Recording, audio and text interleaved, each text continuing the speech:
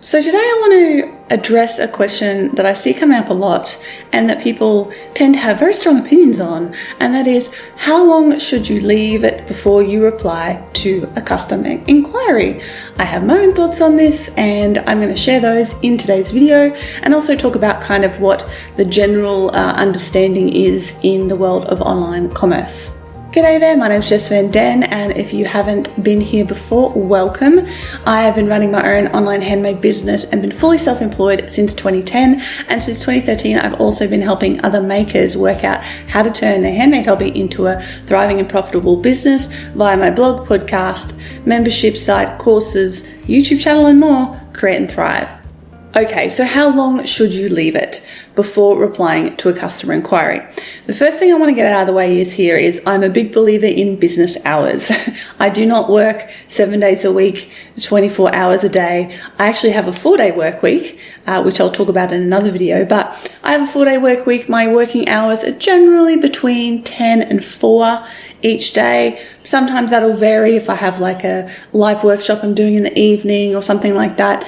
And, if I'm doing an event that's outside of those hours, fine. But my general work hours are those.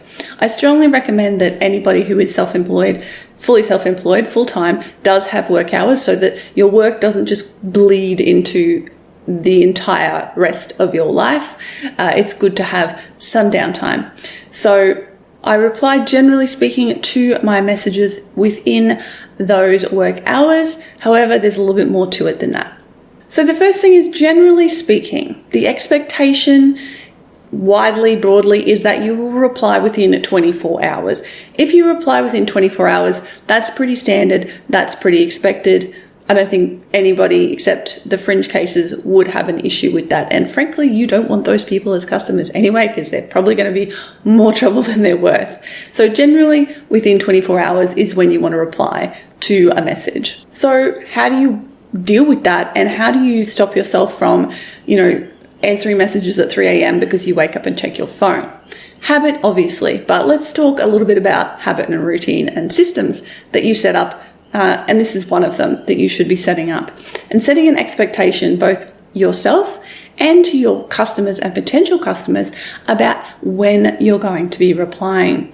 Remember, you teach people how to treat you in this instance, and if you are replying to things at ridiculous hours and ridiculously quickly all the time, you are going to slowly to train these people to expect that you will be always on and always available, and that's probably not true and probably not healthy for your sort of a little bit of separation between work and life. So with my own personal routine, generally what I will do, I will sit down. First thing that I do when I sit down to work is respond to any customer inquiries that have come in overnight, because I want to make sure that I do get back to them as quickly as possible. Then throughout the day, I will check a couple of times throughout the day and reply to anything that comes in during the day. Now, if I'm having an ongoing conversation with somebody, so it's something that's having a lot of backwards and forwards, I'll keep my eye on that until that conversation is resolved.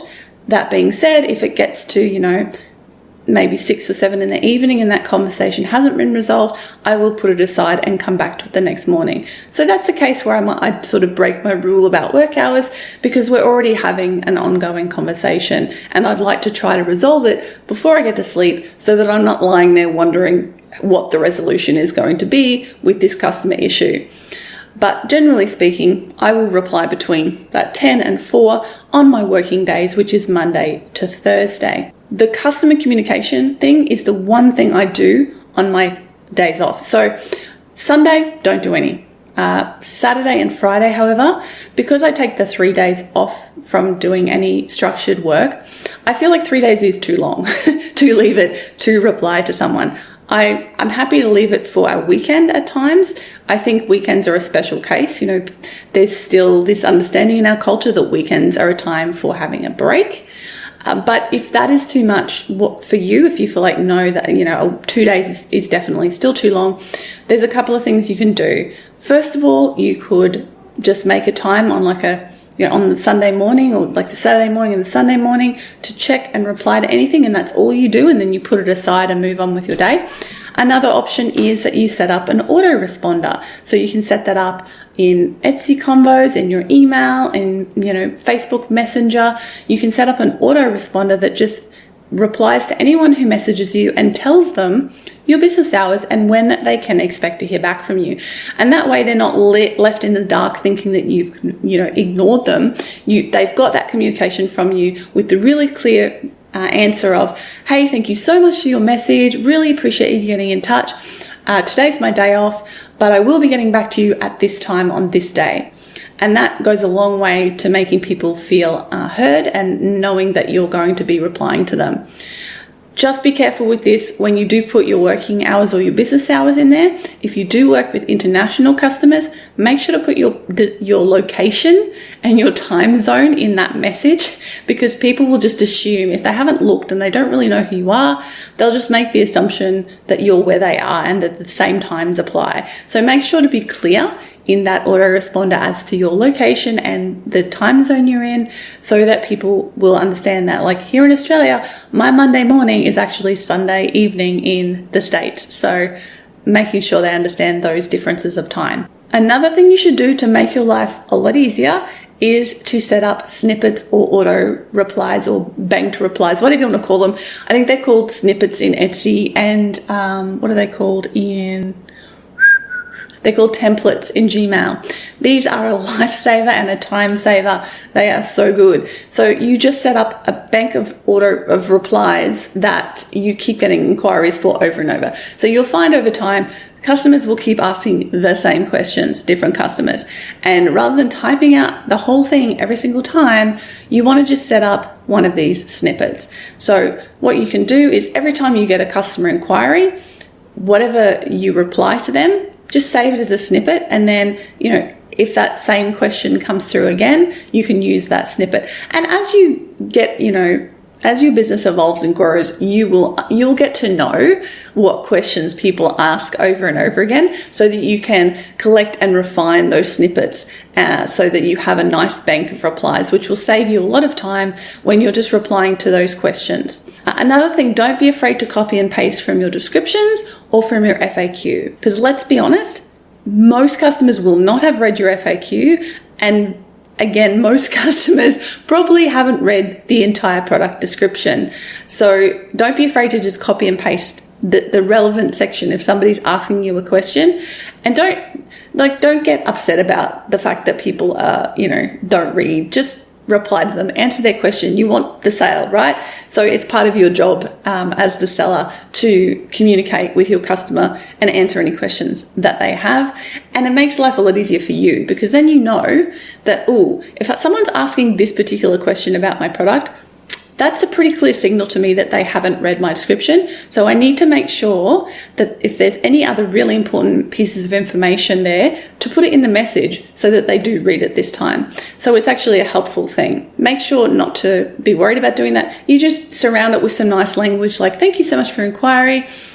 Here's the answer to that question. Don't say that exactly, but you know what I'm saying. Sort of lead into it and then copy it in, and then just finish it off with a nice, if you have any more questions, please don't hesitate to ask.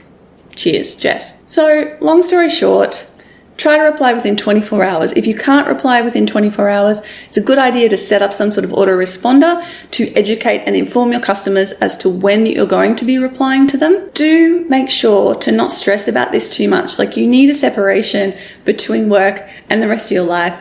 I don't think it's healthy to be constantly on and constantly waiting and checking those messages. I mean, I turn off notifications on my phone. I don't get notifications for emails. I don't get notifications for Etsy combos. I don't get notifications for any of my social media, because for me, work is there when I want to do it. I don't want it to be constantly harassing me and telling me when I should be doing the work.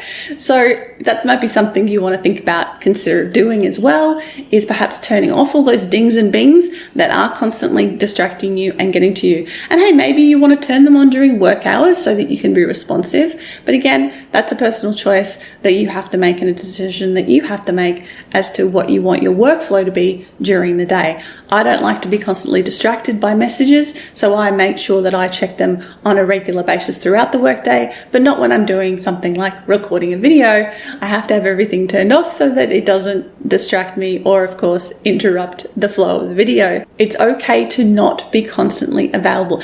And look, I understand the urge here, especially if you're a beginner, if you're starting up with a business. Every sale is precious and you really want to work hard to get every single sale that you potentially can. And maybe in the beginning you do want to be a bit more responsive because you only get like one inquiry a week and it's not a huge deal. So you're like super excited. But when you're getting like heaps of sales and 10 inquiries a day in the middle of the night, it can start to get a little bit overwhelming, and that's the point where you want to be putting some boundaries around this. And if you're worried about upsetting customers, please don't be worried about upsetting customers. I have been selling my jewellery online since 2008, and I've been following these rules for pretty much most of that time. I generally have always had the weekends off, even without an autoresponder on, and I've generally only replied within working hours. I probably could not even, I don't even know if there's 5. Like, I'm trying to think of how many people have actually been a problem or been upset about the fact that I haven't replied to them. I literally can't even remember any.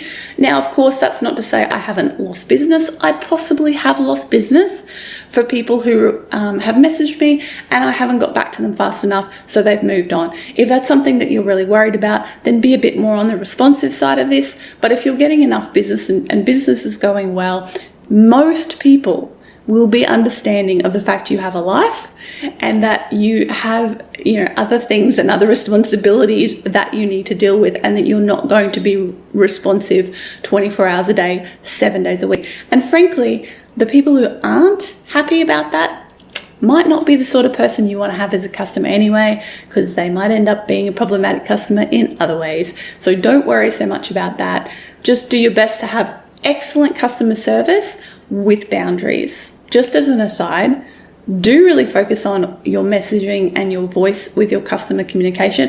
I'm going to be doing a video in the future about one tweak I made to my customer communication that made a huge difference to my positive relationships, my amount of reviews that I got, reducing the number of issues that I've had with customers. One simple thing that made a huge difference. I'll be doing a video on that in the future, so stay tuned for that. Make sure to subscribe to the channel so you're notified when that video and all my other videos come out. Hit the like button if you enjoyed this video. It helps me know that you enjoyed this content, and it helps the algorithm to know that it's valuable and hopefully show it to some other people. So I really appreciate that. Thank you so much for watching. I'll be back again soon with another video. Bye for now.